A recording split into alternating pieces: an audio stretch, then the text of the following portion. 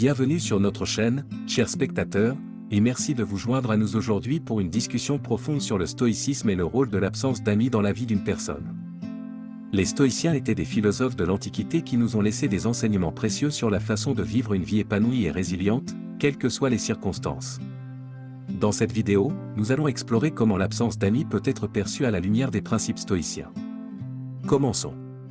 Partie 1, la nature sociale de l'être humain. Les stoïciens, tels que Sénèque et Épictète, soutenaient que la nature humaine était fondamentalement sociale. Ils croyaient que les êtres humains étaient naturellement enclins à former des relations et à vivre en société. Cette perspective repose sur l'idée que nos interactions sociales contribuent à notre développement personnel, à notre épanouissement et à notre capacité à vivre une vie vertueuse. Ainsi, les stoïciens reconnaissaient l'importance des relations humaines dans la vie de chaque individu. Cependant, les stoïciens mettaient en garde contre la dépendance excessive aux relations. Ils comprenaient que si nous attachions tout notre bonheur à nos relations avec autrui, nous devenions vulnérables à la détresse lorsque ces relations venaient à disparaître, que ce soit en raison de la distance géographique, de divergences d'opinion ou du simple passage du temps. Cette dépendance pouvait entraîner des souffrances inutiles. Un concept clé dans la philosophie stoïcienne est la capacité de la raison à guider nos actions et nos émotions. Les stoïciens considéraient que la raison était l'essence de la nature humaine et que c'était elle qui nous permettait de cultiver des relations basées sur la compréhension mutuelle et la coopération plutôt que sur des impulsions émotionnelles. Ils encourageaient les individus à utiliser leur raison pour naviguer à travers les complexités des relations humaines. Bien que les stoïciens reconnaissaient la valeur des relations sociales, ils ne condamnaient pas la solitude en soi. Au contraire, ils croyaient que la solitude pouvait être une occasion de se connecter avec soi-même, de méditer sur les enseignements stoïciens, et de pratiquer la vertu. Pour les stoïciens, la solitude était un moyen de développer une résilience intérieure et de cultiver sa propre sagesse. Enfin, les stoïciens enseignaient que même si nous ne pouvons pas toujours contrôler nos circonstances extérieures, nous avons le pouvoir de contrôler nos réactions à ces circonstances. Ainsi, même en l'absence d'amis proches, nous pouvons choisir de réagir de manière stoïque en utilisant notre raison pour maintenir notre sérénité et notre équilibre émotionnel. Cette maîtrise de soi était essentielle pour les stoïciens dans leur quête d'une vie épanouie et vertueuse. Partie 2, l'indifférence stoïcienne.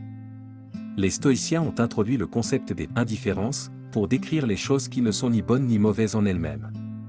Selon eux, la clé pour vivre une vie épanouie réside dans la capacité à discerner ce qui relève de notre contrôle et ce qui n'en relève pas. Les choses considérées comme indifférentes sont celles sur lesquelles nous n'avons pas de contrôle direct, comme la richesse, la renommée, et même les relations. Les stoïciens ont également distingué les indifférences préférées et les indifférences dépréférées. Les premières incluent des éléments comme la santé, l'éducation, et les amitiés, qui, bien que ne garantissant pas le bonheur, peuvent contribuer à une vie meilleure. Les indifférences dépréférées sont les choses indésirables, comme la maladie, la pauvreté ou la solitude, mais qui ne doivent pas nécessairement nous bouleverser. Dans le contexte de l'absence d'amis, le stoïcisme nous enseigne à considérer cette situation comme une indifférence dépréférée. Bien que l'absence d'amis puisse être difficile et désagréable, elle n'est pas intrinsèquement mauvaise. Cette perspective stoïcienne nous invite à reconnaître que, même en l'absence d'amis proches, nous pouvons toujours cultiver notre bien-être intérieur en nous concentrant sur ce qui est réellement sous notre contrôle. En adoptant l'indifférence stoïcienne vis-à-vis de l'absence d'amis, nous pouvons réduire le stress et la souffrance que cette situation peut entraîner. Plutôt que de nous laisser submerger par la tristesse ou la solitude, nous sommes encouragés à faire preuve de résilience, à cultiver des compétences personnelles, et à trouver la paix intérieure en dépit des circonstances extérieures. En fin de compte, le stoïcisme vise à nous aider à atteindre l'ataraxie, un état de sérénité et de tranquillité intérieure. En adoptant l'indifférence stoïcienne, y compris vis-à-vis de l'absence d'amis, nous pouvons progresser sur la voie de l'ataraxie en nous libérant des perturbations émotionnelles inutiles. Cette approche nous permet de trouver la force intérieure nécessaire pour faire face à l'absence d'amis et à d'autres défis de la vie avec une sagesse stoïcienne. Partie 3, solitude choisie vs isolement involontaire. Dans cette partie, nous abordons la distinction cruciale entre la solitude choisie et l'isolement involontaire. La solitude choisie est une période pendant laquelle une personne décide délibérément de se retirer du monde extérieur pour des raisons personnelles, telles que la méditation, la réflexion, ou la recherche de la tranquillité. L'isolement involontaire, en revanche, est souvent subi, résultant de circonstances telles que le manque d'amis ou de relations sociales. Les stoïciens enseignaient que la manière dont nous percevons et abordons ces deux situations peut faire toute la différence dans notre bien-être. Les stoïciens considéraient la solitude choisie comme une occasion précieuse de cultiver la sagesse, la résilience et la maîtrise de soi.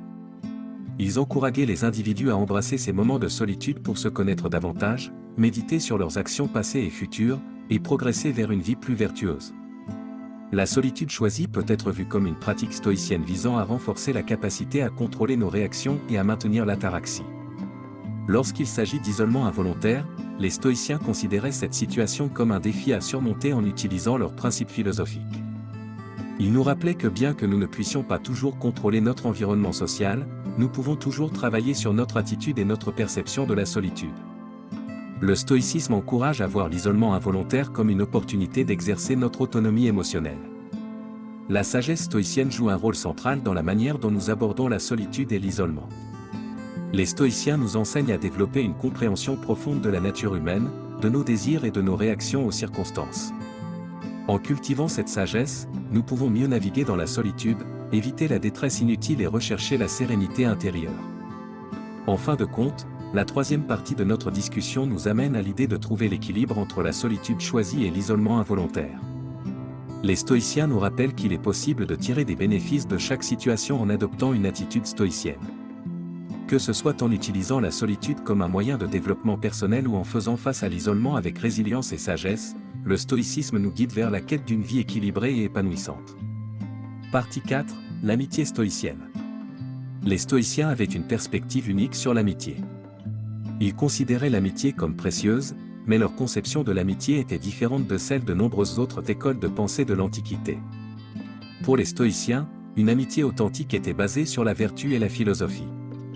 Ils croyaient que de telles amitiés étaient rares, mais qu'elles pouvaient être des ressources inestimables pour la croissance personnelle. Selon les stoïciens, un ami véritable était quelqu'un qui partageait les mêmes valeurs morales et philosophiques. Ces amis stoïciens étaient considérés comme des compagnons de vertu, des alliés dans la quête de la sagesse et de la vertu. Ils se soutenaient mutuellement dans leur développement personnel et moral. Les stoïciens mettaient un fort accent sur le choix sélectif de ces amis. Ils encourageaient à être prudents dans le choix de ceux avec qui nous entretenons des relations étroites, car les amis peuvent grandement influencer notre comportement et notre attitude. Les stoïciens croyaient que des amitiés basées sur la vertu étaient les plus enrichissantes et les plus durables.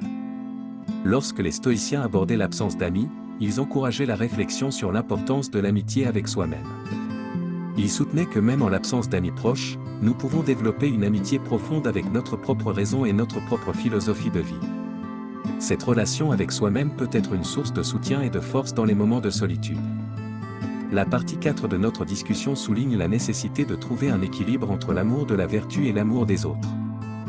Bien que les stoïciens prônaient la recherche de la sagesse et de la vertu en soi, ils reconnaissaient également la valeur des relations sociales authentiques. L'amitié stoïcienne était une manifestation de cet équilibre, où l'amour de la vertu et l'amour des autres se rejoignaient pour favoriser le bien-être et la croissance personnelle. En comprenant cette perspective stoïcienne sur l'amitié, nous pouvons mieux appréhender comment naviguer dans l'absence d'amis tout en continuant à rechercher la sagesse et la vertu.